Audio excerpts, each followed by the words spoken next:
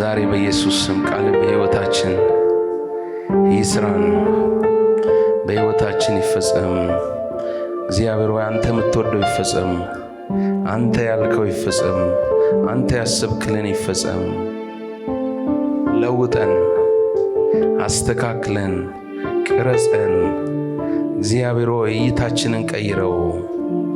መንፈስህ በኃይል ወደኛ ይምጣ። ዛሬ እሳትን ስጠን፣ እሳትን ጨምርልን። እናመሰግንሃለን፣ እንወድሃለን። በኢየሱስ ክርስቶስ ስም አሜን። ክብር ለኢየሱስ ይሁን። ስለ እግዚአብሔር ቃል ክብር ቆመን እናነባለን። ማቴዎስ ምዕራፍ 6 እናውጣና ከ5 እስከ 8 በጌታ ስም እናነባለን። እንዲህ ይነበባል። ማቴዎስ ምዕራፍ 6 ቁጥር 5 እስከ 8 ስትጸልዩ እንደ ግብዞች አትሁኑ፣ ለሰው ይታዩ ዘንድ በምኩራብና በመንገድ ማዕዘን ቆመው መጸለይ ይወዳሉና፣ እውነት እላችኋለሁ ዋጋቸውን ተቀብለዋል። አንተ ግን ስትጸልይ ወደ እልፍኝህ ግባ፣ መዝጊያህንም ዘግተህ በስውር ላለው አባትህ ጸልይ። በስውር የሚያይ አባትህም በግልጥ ይከፍልሃል። አሕዛብም በመናገራቸው ብዛት እንዲሰሙ ይመስላቸዋልና፣ ስትጸልዩ ደግሞ እንደ እነርሱ በከንቱ አትድገሙ። ስለዚህ አትምሰሏቸው፣ ሳትለምኑት አባታችሁ የሚያስፈልጋችሁን ያውቃልና። አሜን። ዛሬ የምናገርበት ሀሳብ የግል መሰዊያን መስራት በሚል ነው። እስቲ የግል መሰዊያን እሰራለሁ በሉ። ሜኪንግ ኤ ፐርሰናል አልተር፣ ሜኪንግ ኤ ፐርሰናል አልተር፣ የግል መሰዊያን መስራት። ክብር ለኢየሱስ ይሁን። አሜን። እንግዲህ ከእግዚአብሔር ጋር ህብረት ለማድረግ የመጀመሪያው ስቴፕ መሰዊያን መስራት ነው። የእግዚአብሔር ሰዎች ከእግዚአብሔር ጋር ህብረት ያደረጉ ሁሉ መሰዊያ ነበራቸው። እግዚአብሔርን የሚያመሰግኑበት፣ የሚያመልኩበት፣ ከአምላካቸው ጋር የሚነጋገሩበት፣ ድምፁ የሚሰሙበት፣ ምሪት፣ አቅጣጫ፣ ጥሪ የሚቀበሉበት መሰዊያ ነበራቸው። መሳፍንት ምዕራፍ 6 ቁጥር 26 ላይ እግዚአብሔር ለጌዴዎን ምን አለው? ለእግዚአብሔር መሰዊያን አሳምረህ ስራ አለው። እስቲ ያጠገባችሁ ያለውን ሰው ለእግዚአብሔር መሰዊያን አሳምረህ ስራ በሉት። የማያምር መሰዊያም አለ ማለት ነው። እንግዲህ ጸሎት ወገኖቼ ከአማኞች ከሁላችን ጋር አብሮ የተሳሰረ ወይም ደግሞ በኔቸር ለመንፈሳዊ ሰው ዳግም ለተወለደው ሰው እግዚአብሔር የሰጠው መብትና ሕይወት ነው እና ጌታ ኢየሱስ ክርስቶስ ስለ ጸሎት አስተምሯል። ደግሞም በጸሎት አሳይቷቸዋል የጸሎት ሕይወት ምን መምሰል እንዳለበት እና በዚህ በማቴዎስ ምዕራፍ 6 በተራራው ስብከት ጌታ ኢየሱስ የሐሰተኛ ሃይማኖቶች ወይ ሃይማኖታዊ ልማድ ይቅርታ ወይም የፈሪሳውያንን የስህተት ልምምድ የጸሎት ግንዛቤ የተሳሳተውን አስፔክት ገልጧል። ደግሞ እግዚአብሔር የሚፈልገውን ጸሎት ምን አይነት እንደሆነና የእግዚአብሔር ልብ የሚነካ ጸሎት ምን እንደሆነ ጌታ ተናግሯል። ስለዚህ በዚህ ክፍል ላይ እንደምንመለከተው እግዚአብሔር ከእሱ ጋር ኮሚኒየን ግንኙነትን እንድናደርግ ይፈልጋል። ዝም ብሎ አክቲቪቲ እንድናደርግ የጸሎት ልምድ ፐርፎርማንስ አፈጻጸም እንድናከናውን ሳይሆን ግንኙነት። እስቲ ግንኙነት ብሎ መገናኘት ከእግዚአብሔር ጋር ግንኙነት ማድረግን ይጠይቃል ጸሎት። እግዚአብሔር በልብ ያስቀመጠውን ቶሎ ቶሎ ብዬ ለመናገር ፈልጋለሁ። ትኩረታችሁን እኔ ያርጋችሁ ስሙኝ። እንግዲህ የምንኖርበት ዘመን የፐርፎርማንስ ዘመን ነው ይላሉ። የአፈጻጸም ዘመን ነው። ደግሞም የዲጂታል ኤጅ ነው። ይሄ ኤጅ በሶሻል ሚዲያ፣ በማህበራዊ ሚዲያ እንዲሁም በሶሻል ሚዲያዎቻችን ላይፋችን ተይዟል አይደለም። ቤት ገብተን ብዙ ጊዜያችን የምናጠፋው ከስልካችን ጋር ነው እና ይሄ አሁን ያለው የዲጂታል ኤጅ ሁሉ ነገራችን የትምህርት ሲስተሙን፣ ኢኮኖሚውን ምንከፍለው በስልካችን ነው አይደለም። የምናስተላልፈው በስልካችን ነው። ገንዘብን፣ ብዙ ነገሮቻችን ከስልካችን ጋር የተያያዘ ነው። መልእክት የሚደርሱን በስልክ ነው። ከሰዎች ጋር የምንገናኘው በስልካችን ነው። ስለዚህ ሳንወድ ጥገኛ ሆነናል እና ይሄ የሶሻል ሚዲያ የራሱ ጥቅም ቢኖረውም ግን በአግባቡ ካልጠቀምነውና ካልያዝነው ብዙ ጉዳቶችን ደግሞ ያመጣል፣ መንፈሳዊን ጨምሮ ማለት ነው። የአእምሮአዊ ጤናን ከማወክ ጀምሮ ስነልቦናዊ ቀውሶችን ከማድረስ ጀምሮ መንፈሳዊ ተጽዕኖ ወይም ደግሞ የጠላትን ጥቃት በእኛ ላይ ሊያመጣብን ይችላል። ለምን? ክፍት ነው ለሁሉ ነገር አይደለም? ክፍት ነው። ቲክቶክ ላይ፣ ዩቲዩብ ላይ፣ ፌስቡክ ላይ የምናያቸው ነገሮች ሁሉ የተመረጡ አይደሉም። ስለዚህ ቫልዩ ሲስተማችንን፣ ግንዛቤያችንን ከመጽሐፍ ቅዱሳዊ ግንዛቤ ሊያስወጡት ይችላሉ። በተለይ በዚህ ዘመን ሁሉ ሰው መታየት እንዲፈልግ ሆነዋል። ሁሉም ሰው ቲክቶከር ነው፣ ዩቲዩበር ነው አይደለም? ስለዚህ ቪዲዮ ይሰራል፣ ይለቃል፣ ራሱን ማሳየት ይፈልጋል። እንደዚሁም ደግሞ ብዙ የሐሰት መረጃዎች ይለቀቃሉ እና ካልተጠነቀቅን ለጠላት ታልፈን እንዳንሰጥ ያሰጋል ማለት ነው። እንግዲህ ይህን ያነሳሁት ለምንድን ነው? ያለንበትን ዘመን እንድናውቅ ስለሚያስፈልግ ነው። እንግዲህ ይህንን አስተሳሰብ ወደ ጸሎት ህይወት ስናመጣው በጣም ይጣረሳል፣ ከጌታ ትምህርትና መርህ ጋር ይጣረሳል። ለምን? ከእግዚአብሔር ጋር ያለን ግንኙነት ለታይታ ተብሎ የሚደረግ አይደለም። ትዕይንት አይደለም፣ ትርኢት አይደለም ጸሎት። ስለዚህ እግዚአብሔር ለልባችን ከልቡ የሚያወራው ወይም ግንኙነት ነው ጸሎት።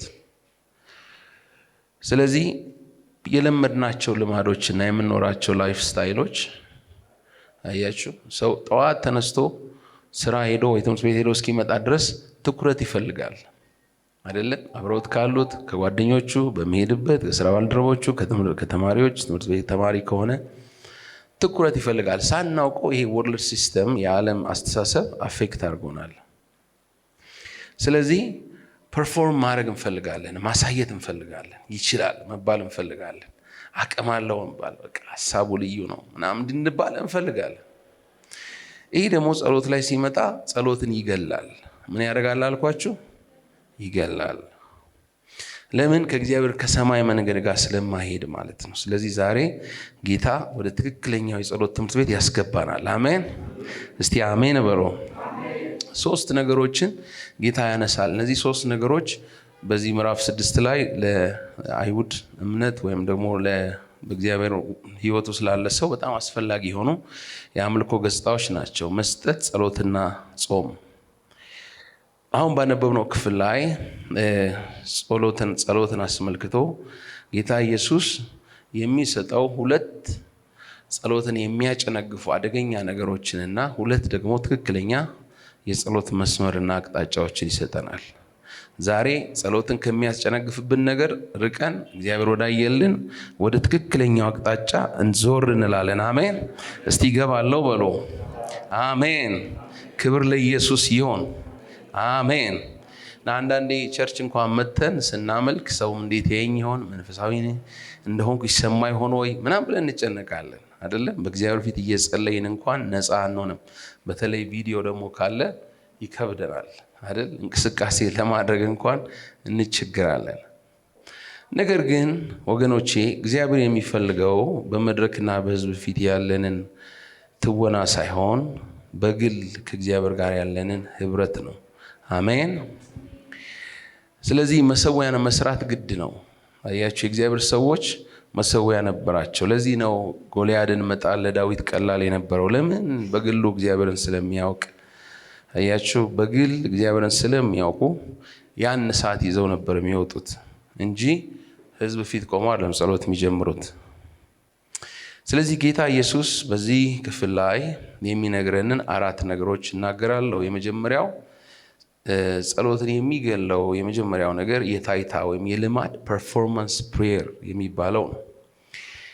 ይህ የአፈጻጸም ጸሎት ለመጸለይ ያክል የሚደረግ ነው። ፈሪሳውያን በዘመኑ ጸሎትን ለማድረግ በምኩራብ በመንገድ በየማዕዘኑ እየቆሙ እንደሚጸልዩ ለህዝቡ ያሳዩ ነበር እና ህዝቡ ምን ይላቸው ነበር? ፓፓ ቅዱስ እከሌ፣ አቤት አቤት የሱ ጸሎት፣ አቤት የሱ ህይወት ይባላል። እና አድናቆትን ከሰዎች ለማግኘት ምን ያደርጉ ነበር? ፐርፎርም ያደርጉ ነበር። እንግዲህ ጸሎት እንዴት በአንደበተ ርቱዕ ቃል ወደ እግዚአብሔር እንጸልያለን የሚለውን ሳይሆን እግዚአብሔር የሚፈልገው የልብን ንግግር ነው። እየሰማችሁ ነው? አንዳንድ ጊዜ ጮክ ብሎ ይጸልይ ይችላል ሰውየው፣ ግን መንፈሱ የደረቀ ሊሆን ይችላል። እግዚአብሔር ልብን ያያል፣ ጩኸትን አይደለም ያየው። አንዳንዴ በትዕቢት የተሞላ ልብ ይዘን በእግዚአብሔር ፊት ልንጸልይ እንችላለን፣ እናስመስላለን፣ ፐርፎርም እናደርጋለን። እግዚአብሔር ግን ልብን ስለማይ ይጸየፈዋል። ይህን እንደዚህ አይነት ጸሎት መቀበል አይችልም። በተለይ በዚህ ዘመን አንዳንዶች ጸሎትን ለጠላት መጠቀሚያም እያደረጉት ነው ያሉት። ምክንያቱም በጸሎት ወንድሞችን ይረግማሉ፣ የሌሎችን ነገር ይቃወማሉ። እነዚህ ሰዎች ሰው ፊት ሲታዩ ደግሞ የሚባርኩ የፍቅር ሰዎች ይመስላሉ። ወንድሜ ሆይ ይላሉ፣ ከኋላ ግን ይድፋው ይላል። ስለዚህ እግዚአብሔር ልብን ያያልና ፐርፎርም የምናደርገውን ነገር ካላቆምን ወገኖቼ የጸሎት ህይወታችን እየሞተ ከእግዚአብሔር ጋር ያለን ነገር እየተበላሸ እየራቀ ይሄዳል ማለት ነው። መዝሙር 24 ላይ ወደ እግዚአብሔር ተራራ ማን ይወጣል? በቅድስናው ስፍራ ማን ይቆማል? እጆቹ የነጹ ልቡም ንጹህ የሆነ ነፍሱን ለከንቱ ያላነሳ ለባልንጀራውም በሽንገላ ያለማለ ይላል። ይገርመኛል። ለባልንጀራው በሽንገላ ያለማለ፣ ባልንጀራውን የማይሸነግል ማለት ነው። ከተቀየመው ተቀይሜሃለሁ፣ ልክ አይደለህም፣ አዝኜብሃለሁ፣ እንደዚህ ይደረጋል የሚል ፊት ለፊት የሚወቅስ የሚታረቅ፣ እንደዚህ አይነት ሰው ከእግዚአብሔር ጋር ያድራል ይላል። ልቡ የነጻ እጆቹ ንጹህ የሆኑ ነፍሱን ለከንቱ ያላነሳ ይላል ዳዊት። አቤቱ ንጹህ ልብን ፍጠርልኝ፣ የቀናውን መንፈስ በውስጤ አድስ አለ። ንጹህ ልብ ከሌለ ከእግዚአብሔር ጋር መሄድ አይቻልም። እንግዲህ በአዲስ ኪዳን ከክፉ ሕሊና ለመንጻት ዕብራውያን ምዕራፍ 10 ቁጥር 22 ላይ ልባችንን ተረጭተን ሰውነታችንን በጥሩ ውሃ ታጥበን በተረዳንበት እምነት በቅን ልብ እንቅረብ ይላል። እግዚአብሔር ቅን ልብ ይስጠን። አሜን። ለምን? እግዚአብሔር የልብ ቅንነትን ስለሚያይ ዛሬ ጌታ ልባችንን በደሙ ያጥራው። ምክንያቱም ከአቤል ይልቅ የሚሻል ወደሚናገር ወደ መርጨት ደም ደርሳችኋል ተብሏል። ስለዚህ እንግዲህ ውስጥን ንጹህ ማድረግ ይጠይቃል። በእግዚአብሔር ፍርሃት ቅድስናን ፍጹም እያደረግን ስጋና መንፈስን ከሚያረክስ ሁሉ ራሳችንን እናንጻ። 2 ቆሮንቶስ 7:1። ስለዚህ በንጹህ ልብ የማይቀርብ ጸሎት በእግዚአብሔር ፊት ፉርሽ ነው። ስለዚህ ጎሉን ሚስ ያደርጋል ማለት ነው። አያችሁ፣ ማይክሮፎን ድምፄን ያጎላልኛል አይደለም? የምጠቀመው ማይክሮፎን ግን ኃይልን ይፈጥራል እንዴ? አይፈጥርም አይደል? ሃሌሉያ ስል ቀስ ሃሌሉያ ስል ጮክ ብዬ ነው ምለው። ስለዚህ እኔ ነኝ ኃይሉን ማወጣው። ስለዚህ የጸሎት መሰዊያ ሲኖረን ከጸሎት መሰዊያ የሚወጣ ኃይል ነው። አያችሁ፣ ፊት ለፊት ሰው ፊት ይዘነው የምንቀርበው ወይም ደግሞ በሰዎች ፊት የምንታየው። እዛ ጋር የደከመ ነገር ካለ እዚህ ጋር ልትበረታ አትችልም። ብዙ የእግዚአብሔር ሰዎችን ካያችሁ፣ ትልቅ መንፈሳዊ አባቶችን ቀረብ ብላችሁ ካያችሁ በጣም የሚገርም የጸሎት ህይወት አላቸው። በጣም ብርቱ መንፈሳዊ ሰው ካያችሁ እርግጠኛ ሆኜ የምነግራችሁ በጣም የሚያምር መሰዊያ ያለው ሰው ነው ማለት ነው። ስለዚህ አንዳንዴ ተንበርክካችሁ ከነሱ ጋር ሙሉ ቀን ተንበርክከው ሲጸልዩ እናንተ ማዛጋት ትጀምራላችሁ። 1 ሰዓት 2 ሰዓት ጸልያችሁ እግዚአብሔር ይርዳን። አሜን። ሰው የጸሎት ህይወታችን መሰራት አለበት፣ መገንባት አለበት። ዛሬ እግዚአብሔር ትኩረታችንን ይቀይረው። አሜን። ወደ ላይኛው ይሁንልን። አሜን።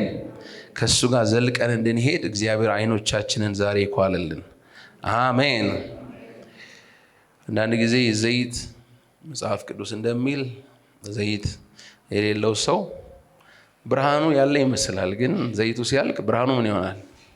ወዲያው ስጋዊ ሲሆን ታዩታላችሁ። ለምን? ዘይት የለውማ። አለቀ ዘይቱ። በቃ ልክ መኪና እንዴት ነው ነዳጁ ሲያልቅ ተንተፋትፎ እንደሚቆም ማለት ነው። ነገር ግን ብዙ ዘይት ያለው ሰው ብዙ መሄድ ይችላል። አሜን።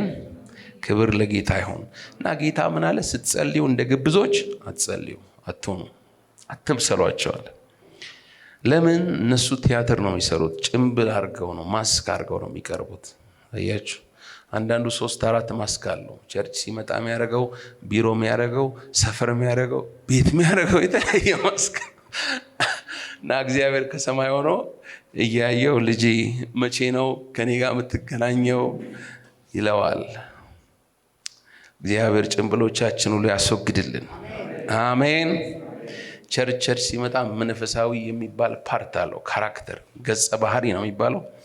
ያንን ገጸ ባህሪ ላጥ ያደርግና ይተውናል ማለት ነው። ፐርፎርም ያደርጋል። የትወናን ጸሎት ጌታ ይጸየፋል። እግዚአብሔር ከዚህ ይጠብቀን። በጣም የሚያሳዝነው ምን እንደሚል ታውቃላችሁ? ሽልማታቸውን ተቀብለዋል ይላል።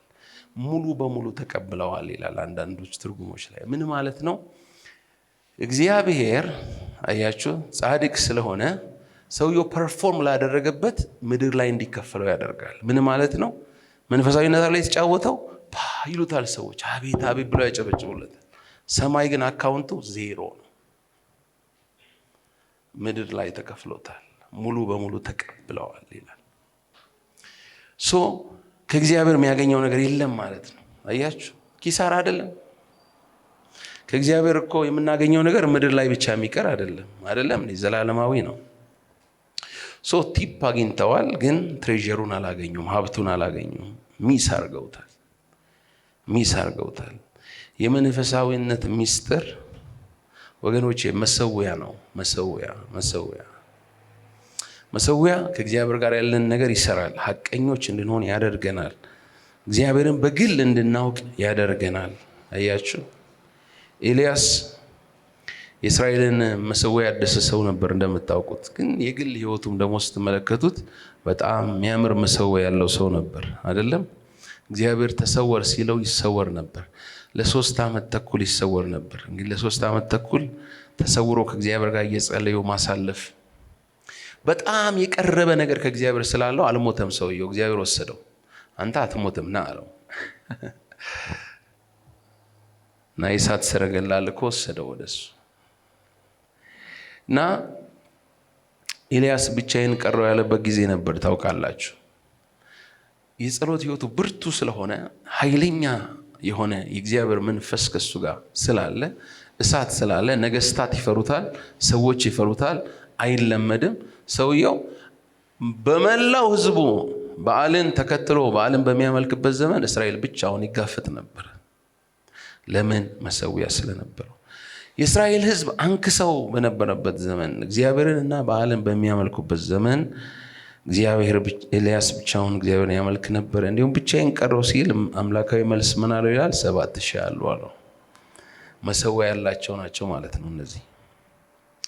ለኢትዮጵያ ቤተክርስቲያን ለአማኞች ያለኝ መልእክት ወደ መሰዊያችን እንመለስ የሚል ነው። ወደ ምን እንመለስ? ወደ መሰዊያ እንመለስ። አያችሁ እግዚአብሔር በዘመናት ውስጥ የተጠቀመባቸው ሰዎቹ ዕቃዎቹ ሁሉ ብርቱ መሰዊያ የነበራቸው ነበሩ። አገልግሎት ፐርፎርም የሚያደርጉ ሳይሆኑ የእውነት በእግዚአብሔር ፊት ሲጸልዩ እነ ሙሴ ስሜን ከሕይወት መዝገብ ላይ እባክህን ደምስስ፣ ይህን ሕዝብ ይቅር ካላልክ ብለው በእግዚአብሔር ፊት የሚታገሉ ነበሩ። እግዚአብሔር ሕዝቡን ለመቅጣት ሲወጣ ኖ እኔን አጥፍተኝ እለፍ የሚሉ ነበሩ። ስለዚህ ስለሆነ እግዚአብሔርን ያገለገሉትና የተከተሉት እግዚአብሔር መሰከረላቸው። እግዚአብሔር ለሙሴም ብሎ መሰከረ። ሙሴ በቤቴ ሁሉ የታመነ ነው አለ። እግዚአብሔር ይመስክርልን። አሜን። ኮምፕሮማይዝ የሚያደርጉ አልነበሩም። አያችሁ የፈርዖንን ቤተ መንግስት ነው ማለት ይቻሉ ነበሩ። እነ ዮሴፍን ብትወስዱ ዝሙት አልጣላቸው፣ ከፍታ አልጣላቸው፣ ጥቅም አልጣላቸው። ዛሬ ብዙዎቻችን የሚፈታተንን ነገር ለነሱ እንደ ፈተናም አይቆጥሩት። አዋጅ እኮ ወጥቶ ነው እነ ዳንኤል መሰዊያቸው ላይ የተገኙት። አዋጅ ወጥቶ አንበሳ ጉድጓድ ነው የምትጨምረው ተብለው በመሰዊያ ቀልድ የለም። እሳት ነው ትጣላለህ ተብለው ኖ ለዚህ አንመልስልህም፣ መልስ የለንም። ክብር ለኢየሱስ ይሁን። ሰዎቹ መሰዊያ ያላቸው እናቴ መጀመሪያ ነው የተሰሩት።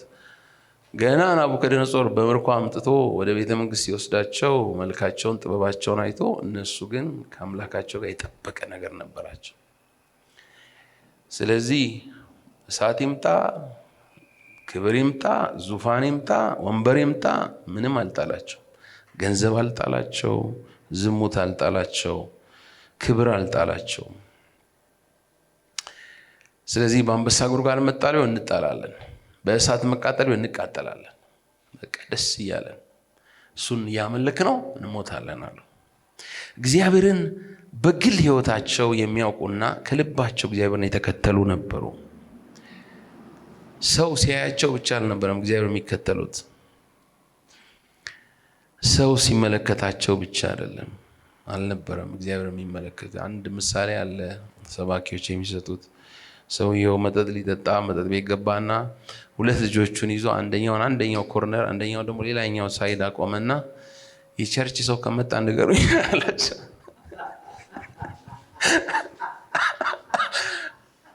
እና አንደኛው ልጅ ምን ብሎ መለሰለት? አባዬ አለው በዚህ ጋር የሚመጣውን ታላቅ ያያል፣ በዚህ ጋር ደግሞ የሚመጣውን ሰው ነው ያለው፣ በላይ የሚመጣው ማን ነው ያለው?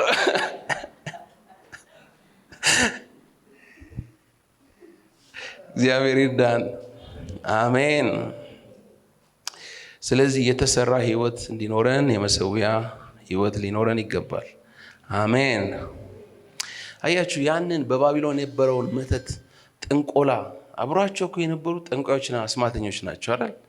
ባቢሎን የመጨረሻ ዊክድ የሆነ ኪንግደም ነው እና በቤተ መንግስት ያውን ቁጭ ብለው በእነሱ ላይ መግዛት የቻሉት መሰዊያ ስለነበራቸው ምንም ኮምፕሮማይዝ አያደርጉም። በጸሎት ህይወት አዋጅ ውጣ፣ የፈለገ አዋጅ ውጣ፣ ትገደላለህ፣ ምንም ንቅንቅ አይሉልህም። እግዚአብሔር በኢየሱስ ስም ወደ መሰዊያ ይመልሰን። አሜን። ምክንያቱም የመሰዊያ ህይወት ከሌለን መቆም አንችልም፣ መቋቋም አንችልም። እየሰማችሁ ነው ቅዱሳን? ማለፍ አንችልም ይሄን ዘመን። ጌታም ራሱ ያለን ሊመጣ ካለው ከዚህ ሁሉ ለማምለጥ በሰው ልጅም ፊት ለመቆም እንድትችሉ ስትጸልዩ ሁል ጊዜ ምን አድርጉ አለ? ትጉ። እግዚአብሔር ይርዳን። አሜን። የእሑድ አምላኪ ብቻ አንሁን። እግዚአብሔር ከሰኞ እስከ እሑድ በቤታችን ይመለክ። አሜን። የፊተኛው ትእዛዝ እስራኤሎች ስማ ጌታ አምላክ አንድ ነው አለ ጌታ ኢየሱስ። እርሱንም አንተም በፍጹም ልብህ፣ በፍጹም ነፍስህ፣ በፍጹም ሐሳብህ፣ በፍጹም ኃይልህ ጌታ አምላክን ውደድ የምትል ናት። አሜን። ፊተኛይቱ ትእዛዝ እግዚአብሔርን ውደድ። እግዚአብሔር መውደድ ይሆንልን። አሜን። አንድ ሰው ሲናገር እንደዚህ ብሎ ጻፈ። ጸሎታችን ምን ያህል ርዝመት ሊኖረው እንደሚገባ፣ በቀን ውስጥ ምን ያክል ሰዓት መጸለይ እንዳለብን፣ በስንት ጊዜ መጸለይ እንዳለብን፣ ወይም ደግሞ ጸሎት ስንጸልይ ምን ሊሰማ እንደሚገባ፣ ቆመን ተቀምጠን እጃችንን ዘርግተን ወይም ደግሞ አጣጥፈን አይኖቻችንን ጨፍነን ገልጠን ምናምን እንድንጸልይ ጌታ አላስተማረም አለ። ይህን አይደለም ጌታ ያስተማረው። እንዲሁም ጸሎት ከማስተማሩ በፊት ሁላችን የምናውቀው ጌታ ያስተማረው ጸሎት ጌታ ደቀ መዛሙርቱን ያስተማረው በሰማያት የምትኖር አባታችን የሚለውን ቁጥር 9 ላይ ከመናገሩ በፊት ጌታ እንዴት መጸለይ እንዳለባቸው ተናገራቸው እንደ ግብዞች። ስለዚህ ጸሎትን ፉርሽ የሚያደርገው ነገር አንደኛው ምንድነው? እንደ ግብዝ መጸለይ፣ ለታይታ መጸለይ፣ ለማስጨብጨብ ቤት ሲጸልይ አንተ እኮ በቃ ደስ ይላል ለስጋ አይደል? ግን ፉርሽ ያደርገናል። ምን ይጠቅማል? እግዚአብሔር ይርዳን። ጌታ ግን አንድ ነገር አለ። ወደ ክፍል ገብተህ በሩን፣ ሁለተኛው ነጥብ እሱ ነው። አንተ ግን ስትጸልይ አለ ወደ እልፍኝ ግባ፣ መዝጊያህንም ዘግተህ በስውር ላለው አባትህ ጸልይ፣ በስውር የሚያይ አባትህም በግልጥ ይከፍልሃል። ክብር ለኢየሱስ ይሁን። አያችሁ፣ በርህን ምን አድርግ? ዝጋ። አንዳንድ ጊዜ ከልጆቻችን ጋር ልብ ለልብ ለማውራት ወይም ደግሞ ከትዳር አጋራችን ጋር ለብቻችን ኳሊቲ ታይም ማሳለፍ ስንፈልግ ስልካችን ምን እናደርጋለን? እናጠፋለን። ያለበለዚያ ዲስተርብ ያደርገናል። አንዱ ሲደወል ሌላው ሲደወል፣ ጓደኛ ስራ የፈታ እንዴት ነው ጊዜ ያለ ሻይን ጠጣ ምን የሚለው ሲመጣ ዲስትራክት ያደርገናል። ለዚህም ስንመልስ ስለዛም ምን አልከኝ ምናምን እያለን አይሆንም። ከቤተሰባችን ጋር ጊዜ ስንፈልግ አንዳንዴ ስልካችን ሳይለንት እናደርጋለን፣ እንዘጋለን አይደል? ምክንያቱም ለማውራት ነው። ሲሪየስ የሆነ ቶክ ነው። ከእግዚአብሔር ጋር ሲሪየስ የሆነ ግንኙነት ነው። በርህ ምን አድርግ? ዝጋ። ሃሌሉያ፣ ክብር ለኢየሱስ ይሁን። ወደ እልፍኝህ ምን በል? ግባ። በርህ ምን አድርግ? ዝጋ። በቃ ዲስትራክሽን አስወግድ።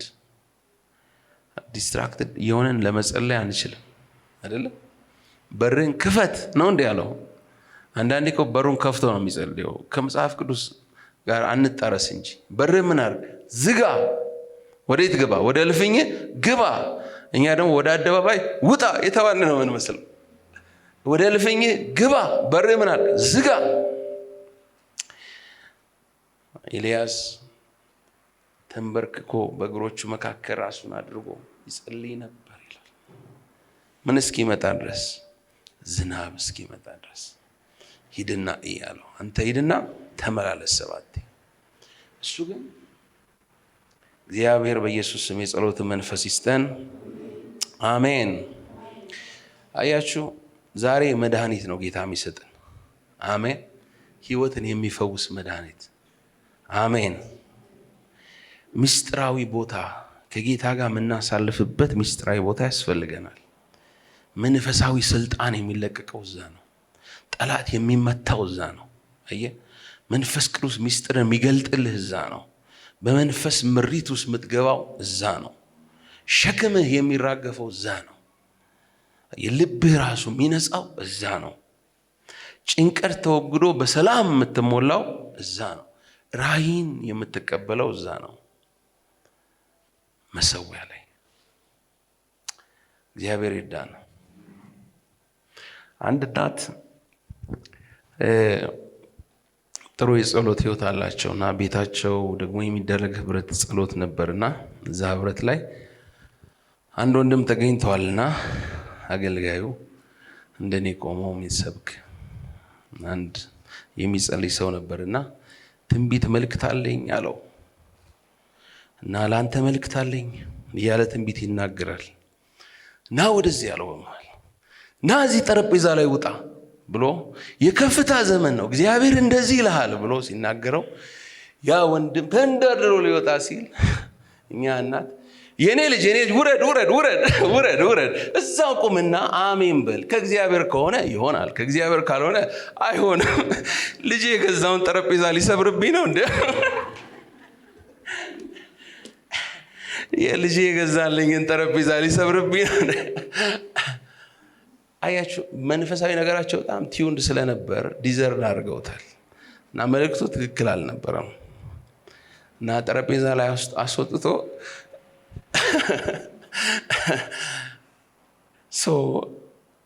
መሰዊያ ከሌለ ጠረጴዛ ላይም ብትወጣ ፎቅ ላይም ጣራ ላይም ብትወጣ ለውጥ የለውም። መሰዊያ ነው የሚያስፈልግ። አሜን። አያችሁ፣ ባለ 50 መንፈስ ቅዱስ ከመምጣቱ በፊት አፕስቴር ነበሩ፣ ይጸልዩ ነበር አይደለም እንዴ? እሳት የተቀበሉት እኮ በስውር ሲጸልዩ ነው። ከዛ በኋላ ነው የተገለጡት ለአይሁድ። እግዚአብሔር ይርዳን። እግዚአብሔር ይርዳን። እግዚአብሔር ይርዳ። እግዚአብሔር ይርዳሽ። እኔንም እግዚአብሔር ይርዳ በሉኝ። አሜን። ምክንያቱም እኔ የተሻለ ጸሎት ጸላይ ስለሆንኩ አይደለም የምናገረው፣ ግን የእግዚአብሔርን ቃል መናገር ስላለብኝ ነው ያለ ኮምፕሮማይዝ ስላደረግ። ክብር ለጌታ ይሁን።